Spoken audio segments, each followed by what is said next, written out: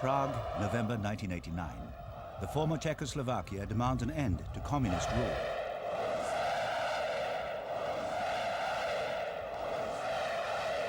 In less than a month, the crowds gathered in Prague's Wenceslas Square were victorious. Their peaceful revolution paved the way for democracy, and with it, the free market. Nowadays, it's tourists that flock to Wenceslas Square. The country that had one of the most restrictive travel policies in Central Europe has become a sort of medieval Disneyland. Its architectural riches famous the world over. Prague is a cosmopolitan city now. Over the last 10 years, its course has been relentlessly upwardly mobile.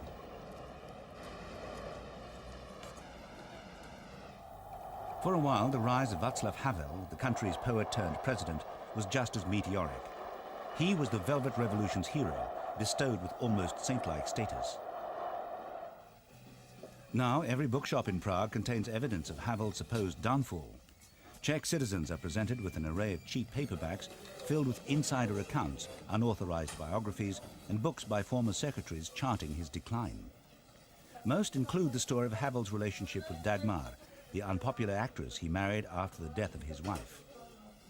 From behind the walls of Prague Castle, where Havel's office is based, stories have emerged in one book of Dagmar's reported appeal to witches to cure her husband's recent illness. For the book's author, a member of a press corps newly freed from communist censorship, Havel's attempts to have the book suppressed have brought an unexpected bonus. It was an incredible advertisement for the book. When this particular president wanted to censor it, like they used to censor his books, and take me to court.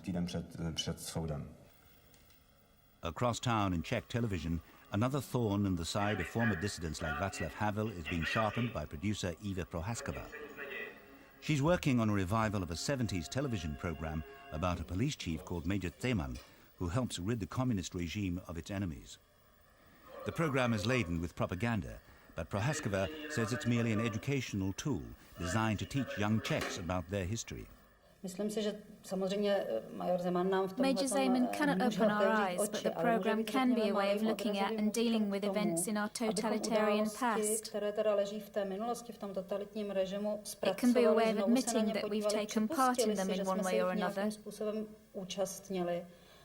Because every person in this country took part in those events, and we want to open up a public debate about them. These are things that many public figures aren't happy to see. The programs and the televised discussions that follow have done well in the ratings, but they've not found favor with their target audience. Most young Czechs see Major Zeman as a quaint piece of communist kitsch, an interesting oddity from the past rather than something educational. They can't understand why anyone would think it was useful or why former dissidents would think it detrimental and want to ban it. Discovering what their country was like under communism isn't something that most typical Prague 20-somethings want to do. Like Klara Tomaskova and her boyfriend Milan, they're more interested in the future. It's been a long time ago, and I don't see the point why now it's been brought up back, because nobody can change it, nobody can change the history. Czech people, young people, they maybe look at this, they think, okay, that was it, it's a past, but let's continue, let's go on. In the Czech parliament, though, the past is still very much part of the present.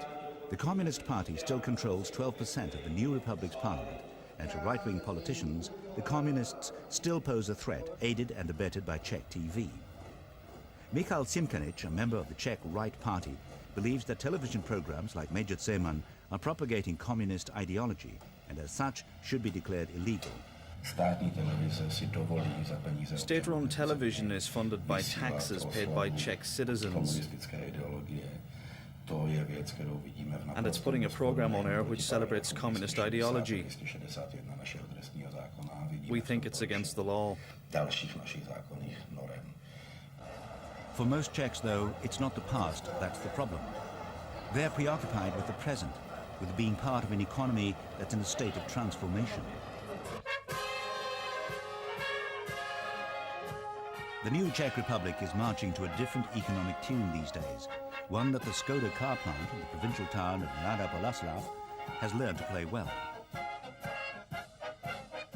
The dignitaries and politicians gathered here are celebrating the opening of a new production line, a development that will mean jobs for another 3,000 workers on top of the nearly 23,000 already employed here.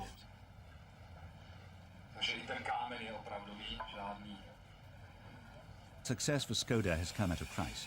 The company has had to adapt to survive over the last 10 years, and today it's mostly German-owned. Its president believes that entering a joint venture with Volkswagen is what saved Skoda from collapse. For Skoda, the joint venture was a question of survival. If we look at the other car manufacturers in Eastern Europe who don't have strong strategic partners, we see that all of them are disappearing or have only a marginal influence in the market. And without Volkswagen, the same would probably have happened to Skoda.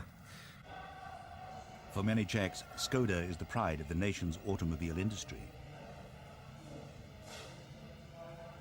The company produced the former Czechoslovakia's first car in 1905 and was nationalized by the communists in 1948. Most workers today, though, recognize that communist rule brought mismanagement, resulting in the production of fuel-guzzling, low-quality cars. They've seen the problems that many other former Eastern Bloc industries have faced since 1989, when free market forces accompanied the introduction of democratic rule.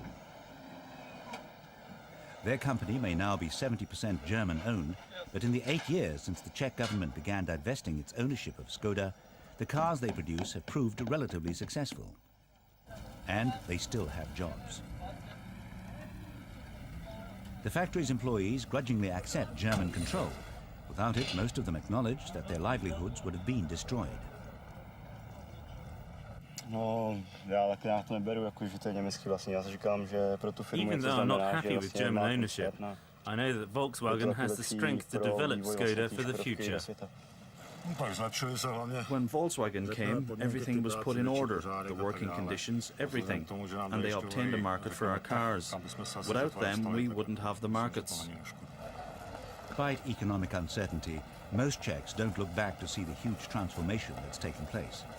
They want a better future today. I have to admit that the people don't compare the life now with the life 10 years ago. The people compare the life now with their expectations. And to my great regret, the expectations sometimes grow faster than the reality. So the gap between expectations and reality is the same or maybe even growing. So this is the problem, but I'm absolutely sure that the change is enormous. For some, the good times have already arrived. On the outskirts of Prague, a new supply business is being opened by businessman Václav Fischer, one of the Republic's most popular politicians and one of its wealthiest citizens. Fischer emigrated to Germany 20 years ago, but came back after the revolution to set up the country's most successful travel agency, Fischer Travel. A decade ago, he says most people would have seen him as a capitalist parasite. Now, though, attitudes are different. I'm sure that the way Czechs view honest, hard work is changing. People are now beginning to respect entrepreneurs, and the word entrepreneur is losing its bad connotations. And it's becoming a synonym for something that people admire. Fischer has now launched his own airline, Fischer Air, becoming a Czech version of Richard Branson.